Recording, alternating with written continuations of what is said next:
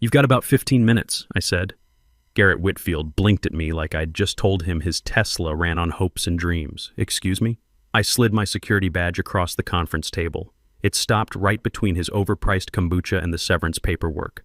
15 minutes until the wheels come off, maybe less. "Ray, I'm not making threats, just stating facts."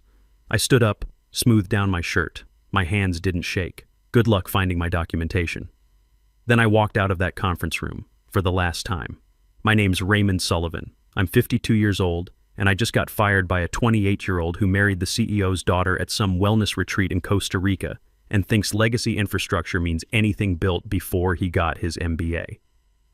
Let me back up and tell you how we got here.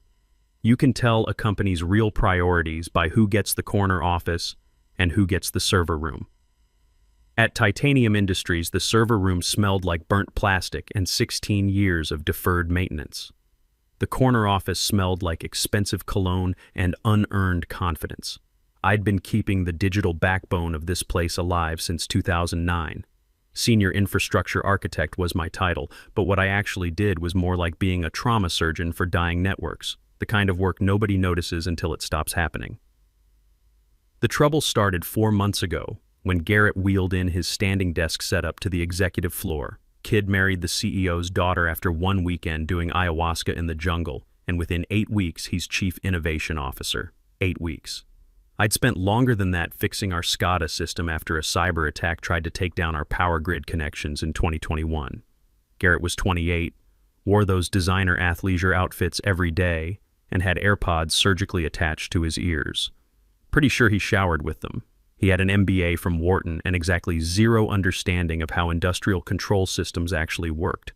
But he had opinions, lots of them. His first all-hands meeting, he stood up there with his green smoothie and started throwing around buzzwords like technical debt and legacy overhead, and how we needed to disrupt ourselves before someone else does. I sat in the back row, arms crossed, thinking about the 96-hour shift I'd pulled in 2020 when ransomware tried to infiltrate our manufacturing plant controls. I'd stopped those systems from getting disrupted permanently. "We're entering a bold new phase," Garrett announced, clicking through slides that looked like he'd stolen them from someone's TED Talk. "Legacy infrastructure's holding us back. We need fresh approaches, modern thinking, and honestly, fewer people stuck in old paradigms." People shifted uncomfortably. I didn't move. I'd heard versions of this speech before from other young hotshots. Old equals bad. Experience equals expensive. Nobody under 30 thinks they need the guy who remembers fixing millennium bug issues. He looked right at me during that last part. Direct eye contact. Fewer people stuck in old paradigms. I held his gaze and smiled, the kind of smile you give someone when you know something they don't. What Garrett didn't know, couldn't know because he'd never bothered to ask, was that I'd built the automation protocols keeping our entire industrial network running. Every night at 2 a.m., my code verified SCADA connections, monitored power grid interfaces, caught security anomalies before they became breaches. I'd written it all back in 2014 after the third time someone's quick fix almost crashed our manufacturing systems. Those protocols were mine, legally mine. My contract was explicit about intellectual property. Anything I created on my own time using my own methods belonged to me. The company could license them, but only while I was actively employed and providing monthly maintenance updates. No employment, no maintenance, no license. I'd shown that contract to our lawyer when I signed it in 2009. He'd read it carefully, looked up at me and said, "Keep good records, Ray." I kept excellent records. Garrett kept talking about his vision. Cloud-first everything, AI-driven infrastructure, agile transformation, synergy. I stopped listening and started thinking about my son Kevin's tuition payment due next month. He's 21, junior at state, pre-med track. I thought about the health insurance covering his insulin pump and continuous glucose monitor. Type 1 diabetes isn't cheap. We're talking $20,400 a month in supplies and medications. I thought about the pension that would max out in 3 more years when I hit 55 with full early retirement benefits. I'd been at this 16 years. I could make it 3 more, that's what I told myself. 2 weeks after that meeting, I got the calendar invite. Subject line, quick sync. HR, no agenda, no context, just a 4:30 p.m. slot on a Thursday afternoon. I'd watched this happen to other people over the years. The late-day meetings, the carefully neutral HR rep, the manila folder with severance terms. They never did it in the morning. Too risky. Someone might make a scene, ruin everyone's productivity. I showed up at 4:28 p.m., always on time, even for my own execution. Garrett was there, sitting casual on the edge of the conference table with some consultant named Austin who wore $400 sneakers and called himself a transformation strategist. Patricia from HR sat in the corner looking like she'd rather be anywhere else. She pushed a branded folder across the table toward me. "Ray," Garrett started, and I could tell he'd practiced this in the mirror. "You've been an important part of Titanium's journey, really important. But we're restructuring to align with where the industry's heading. More agile, more collaborative, more forward-focused." I didn't blink, just waited. "We're reimagining certain legacy positions," he continued. Translation: "Old man, you're expensive and you make me look stupid when I point out why your ideas won't work. We think this is the right time for you to explore new opportunities that better match your skill set and experience level." Austin nodded like Garrett had just cured cancer. Patricia slid the severance agreement forward. 3-month salary, COBRA health insurance for 18 months if you enroll within 60 days, and outplacement support services. I picked up the paper, scanned the legal terms. I used to audit our vendor contracts before Garrett decided that was bureaucratic waste. "Any questions?" Garrett asked. He was actually smiling, like he'd done me a favor. That's when I said it. "You've got about 15 minutes. I didn't go home. Walked 2 blocks down to O'Brien's Pub, this veterans bar where the owner knew to pour Jameson without asking. Found my usual corner booth where I could still see the Titanium building through the window. 14th floor, all lit up like nothing had changed. Phone went face down on the scarred wood table. No calls yet, no frantic texts, just the low murmur of the TV over the bar and the crack of pool balls in the back room. Tommy O'Brien, the owner, brought over the whiskey. Ex-Army, ran signal communications in Afghanistan before retiring to Colorado and opening this place. He was maybe 59, gray beard, steady hands from years of not panicking when things went sideways in combat zones. He set the glass down, looked at my face, looked at the phone, back at my face. "They finally do it?" "Yep." "How long you give them?" 15 minutes, maybe less." He pulled out the chair across from me, sat down with his own coffee. "You remember when I told you about Kandahar?" I did, but I let him tell it again. Sometimes you need to hear you're not the only one. 2018, Tommy said. 15 years at Raytheon, systems engineer, security clearance, the whole package. New VP comes in, Harvard MBA. Couldn't tell a router from a toaster. Starts talking about optimizing human capital and right-sizing legacy positions. He took a sip of coffee. Fired me on a Thursday. By Monday, their entire communications grid was down. Turns out I was the only one who knew the backup protocols for their Middle East operations. They call you back? Oh yeah. Offered me contractor rates to fix it. I told them my consulting fee was 4 times my old salary. Minimum 6-month contract paid up front. He smiled. They paid it. Took me 2 days to fix what they broke. Then I walked. That's when you bought this place? That's when you bought this place. Best decision I ever made. He gestured around the bar. No MBAs, no performance reviews, just pour good drinks, listen to people's problems, go home when I want. My phone buzzed. Once, twice, started vibrating continuously. Tommy glanced at it. That them? Yep. You going to answer? Nope. He nodded, stood up. You need anything? I'm at the bar. I picked up the Jameson, took a slow sip. The burn felt good, felt real. Here's what nobody tells you about being the person who holds everything together. You become invisible. Not because you're bad at your job, but because you're too good at it. Things just work. Systems hum along and people forget someone's making that happen. They forget until you stop. My protocols weren't complicated, just solid automation built on 16 years of watching industrial systems fail. Every night at 2 a.m., they'd run through the SCADA network, verify power grid connections, monitor cybersecurity firewalls, test backup generators. Every morning at 6 a.m., they'd validate API connections, check equipment status, reconcile control system data. Boring work, critical work, the kind nobody notices until it doesn't happen. I'd tried explaining this to Garrett about 2 months back. showed him the monitoring dashboard, walked him through the system logs, demonstrated how one small failure could cascade into a plant shutdown. He'd listened for maybe 30 seconds before cutting me off. Right, but modern platforms have built-in redundancy, he'd said, scrolling through his phone. This kind of manual oversight's anti-agile. We need to trust the automation. The automation fails, I'd told him. That's why we have oversight. That's old thinking, Ray. We're moving toward autonomous infrastructure. I'd pulled up the logs from last year when our autonomous infrastructure went down for 8 hours during a thunderstorm. Showed him how my backup systems kept the manufacturing line running while everyone else panicked.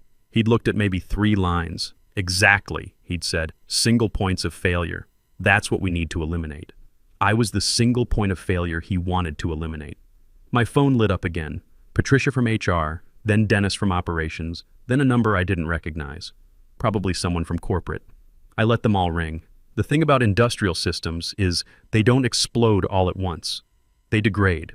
Small failures cascade into bigger ones. Equipment starts throwing error codes. Backup systems fail to engage. Power fluctuations cause shutdowns. It's like pulling cards from a house of cards. Nothing happens with the first few. Then suddenly the whole thing collapses. You get warnings if you know what to listen for. They weren't listening. Text from Dennis popped up on my screen. Ray, SCADA system throwing alerts. Power grid interface acting weird. You know what's going on? I typed back, check the documentation. 3 dots appeared immediately. Then, what documentation? I put the phone back down. See, there was documentation. 340 pages of it. System diagrams, recovery procedures, vendor contacts, emergency protocols. I'd written it myself over the years, updated it quarterly, kept it current, stored it in the shared drive under a folder clearly labeled Critical Infrastructure, R. Sullivan. Garrett had that folder deleted 6 weeks ago during a storage optimization audit. Said it was legacy bloat taking up server space. I'd objected in writing. He'd overruled me in an email that said, "We're moving toward cloud-based knowledge management. Static documents are a crutch." I'd kept my own copy, of course, on my personal laptop, which was currently in my Ford pickup parked outside. The TV over the bar flickered to the local business channel. A breaking news banner scrolled across the bottom. Titanium Industries stock drops 12% in after-hours trading amid reports of technical difficulties. Tommy glanced at the screen, then at me, raised an eyebrow. Didn't say anything. My phone started ringing continuously now. Different numbers cycling through, same panic, different voices. Text from Patricia. Ray, please call me. We need to discuss transition procedures. Text from Garrett. Hey, hope you're doing okay. Quick question. Where are the SCADA backup protocols stored? Then another from Garrett. This is kind of urgent. Please respond when you can. Then, Ray, I know we didn't end things great, but we really need your help here. I finished my whiskey, held up the empty glass toward Tommy. He brought the bottle over, poured 2 fingers. Stock's down 12%, he said quietly. Just getting started, I said. You sabotage anything? Didn't touch a thing, just stopped fixing it. There a difference? I looked at him. Big difference. Sabotage is breaking something that works. This is just letting broken things stay broken. He thought about that, nodded slowly, walked back to the bar. Behind me, the TV anchor was talking. Sources inside the company report widespread system failures affecting multiple manufacturing facilities. I picked up my phone, scrolled through the messages. 23 now. The desperation was ramping up. My son had texted earlier before the meeting. Good luck today, Dad. Love you. He didn't know I'd been fired. Didn't know his insulin coverage just became a problem. Didn't know I'd spent 3 years counting on a pension that just evaporated. But he'd know I didn't beg, didn't crawl back, didn't compromise who I was for people who never valued it. The phone buzzed again. CEO this time, Charles Whitfield himself calling direct. I watched it ring through to voicemail. Tommy called from the bar. Another? I looked at my glass, still half full. Not yet. What happens now, I thought, is they learn what I was actually worth the hard way. By 11 p.m., my phone had 71 unread messages. I'd stopped counting after 50. I drove home around midnight, left the phone in the truck, and slept better than I had in months. No 2 a.m. anxiety about whether the systems were running clean. No 6 a.m. checks to make sure everything came back online. Just solid, uninterrupted sleep. Woke up at 7 a.m. to find my phone had exploded overnight. 156 messages, 42 missed calls, 5 voicemails from numbers I didn't recognize. Made coffee. Strong and black, using the French press Kevin gave me for Christmas. Sat at the kitchen table and finally started reading. The first email had timestamps. That's what made it beautiful. 2:47 a.m. Primary SCADA server lost connection to plant 2. 3:15 a.m. Backup generators failed to engage during power fluctuation. 3:38 a.m. Manufacturing line 3 emergency shutdown. Safety protocols activated. 4:12 a.m. Power. Grid interface throwing critical errors. 4:45 a.m. All remote monitoring systems offline. 5:23 a.m. Security firewalls defaulted to lockdown mode. 6:30 a.m. First shift supervisor called in sick systems. 7:15 a.m. Plant manager declared operational emergency. By 8 a.m. when the business day started, Titanium Industries was dead in the water. I read through Patricia's emails. Professional panic, the corporate kind where people use lots of words to say we're screwed. Ray, we understand you're no longer with the company, but we're experiencing critical system issues. Any guidance you could provide would be greatly appreciated. Then Dennis, man, I don't know what's happening, but everything's broken. Power systems, manufacturing controls, security networks, all of it. Can you at least point us in the right direction? Then one from someone named Jennifer in IT. Mr. Sullivan, I'm new on the infrastructure team. They're asking me to fix systems I've never seen before. Is there any documentation I can reference? I deleted them all without responding. The news picked it up by 10 a.m. Titanium Industries shares fall 24% as widespread technical outage enters second day. Second day. They still thought this was temporary. My phone rang. Unknown number. I answered. Mr. Sullivan? Professional woman's voice. This is Catherine Morgan from Apex Systems. I hope this isn't a bad time. I've got time. We've been following your career for a while. We're impressed with your work. She paused. We'd like to make you an offer. Consulting contract, 6-month minimum, renewable.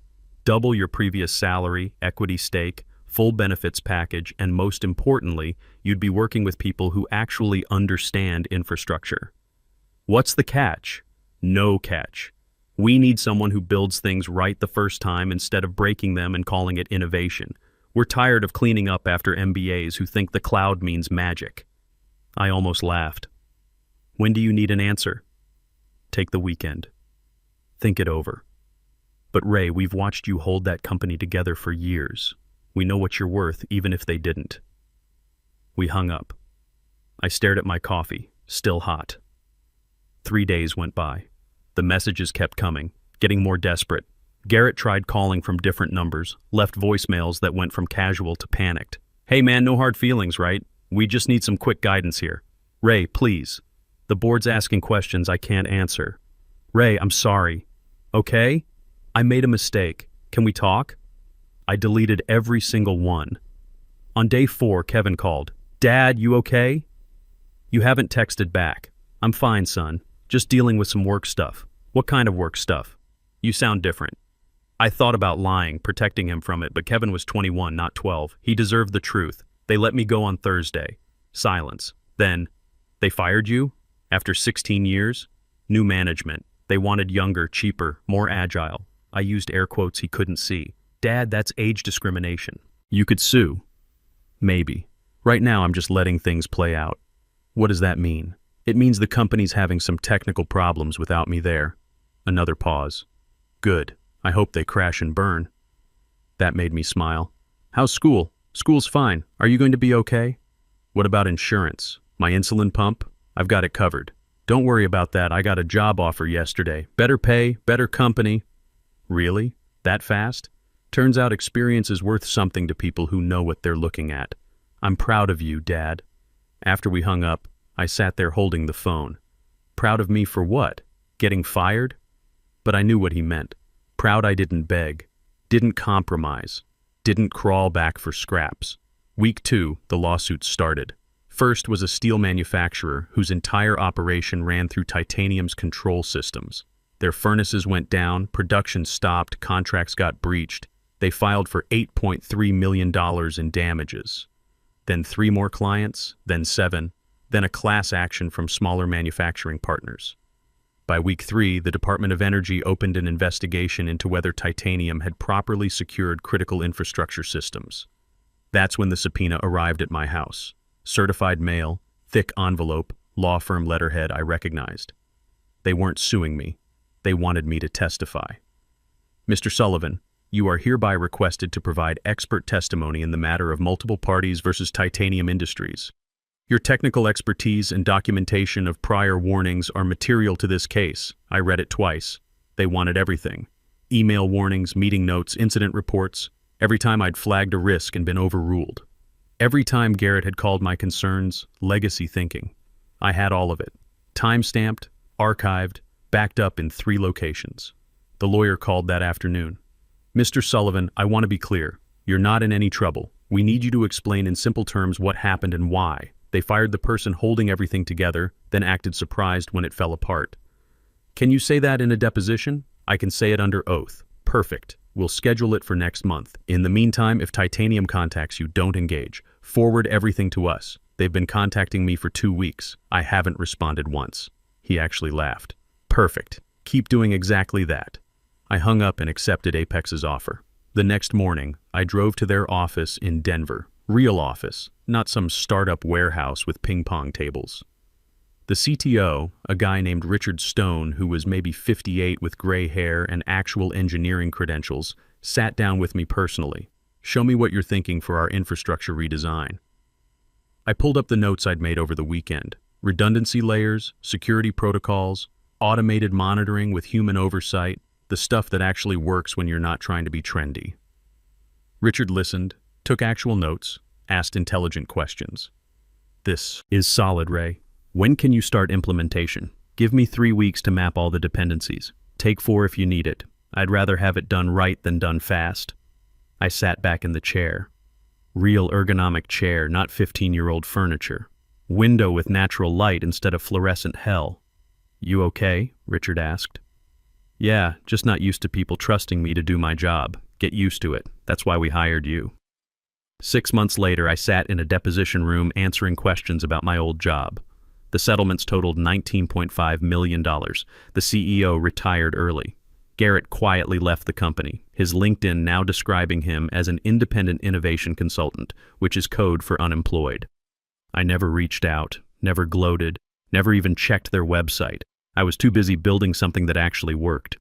Kevin graduated last month, debt-free. His insulin pumps covered under my new insurance plan, better coverage than we ever had at Titanium. He got into medical school at University of Colorado, full ride scholarship, plus he's got a part-time research position that pays his living expenses. Sometimes the best revenge is just living well while other people learn expensive lessons. That's the thing they never tell you about revenge. The loud kind, the public kind, that's just theater. The real kind, the kind that lasts, is when you walk away and build something better. When you prove that what they threw away was valuable, just not to them. 16 years I gave that company. They threw it away in 15 minutes. I got it back in 6 months, plus interest. Kevin called me yesterday from his lab. Dad, you know what I learned in biochemistry class? Sometimes when you remove a critical enzyme from a system, the whole thing just stops working. Is that right? Yeah. The professor said it's basic chemistry. You can't replace experience with enthusiasm. I smiled, looked out my office window at the mountains. Smart professor, smart dad. That's not revenge, that's just math.